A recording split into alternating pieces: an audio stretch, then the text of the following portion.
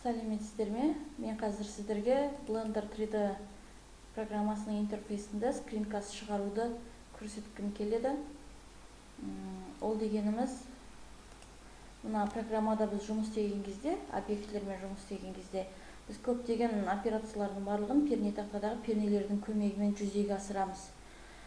Және соны айтып тұрған кездері, әсіресе осындай сабақты түсіндірген кезде, біз кейде қандай пернелердің көмегіне жүгініп жатқанымызды айтпай кетуіміз мүмкін. Сол жағдайда ол пернелердің барлығы осы бұрышта сізге көрініп тұратындай болғаны ыңғайлы болады. Оны қалай қосамыз? Ол үшін пернетақтадан N пернесін басамыз. Осы жерден скринкаст деген менюді қараймыз, команданы. Мына жерде жоқ болса, онда біз интернеттен көшіріп аламыз қазір оны. Міне бұл жерде архив blender.org деген сайтта осының ссылкасы бар. Сол файлды біз компьютерге сақтап аламыз. Бұны бүйтіп жүктеп алмаймыз, скачать деп. Бұны бүйтіп бассаңыз, ол қазір басқадай шрифттерге айналып кетеді. Сондықтан осыған мышканың оң жағын басып, сохранить ссылку как деп сақтаймыз. Менде ол бар, бірақ қайтадан заменить етіп, қайталап сақтайық. Сақталып болғаннан кейін біз қайтадан программаның интерфейсіне барамыз. Ол үшін файл, user preference деген менюға кіреміз. Оның ішінде add-onstың астында міне install add-on from file деп тұр. Осы командаға кіреміз де, жаңағы файлды біз қайта сақтап қойдық.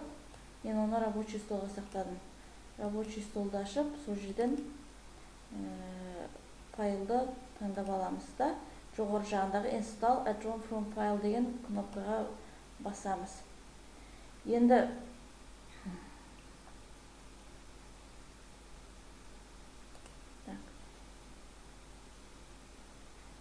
оны қойып алғаннан кейін, міне, user. Мына жерде 3D View'дің жаңа Screencast Case-тің командасы қосылды, бірақ біз мына жерге жалауша қою керекпіз. Жалауша қоямыз. Міне, мына жерден Start Display деген команда шықты. Мына өшіріп тастасақ, не жоқ.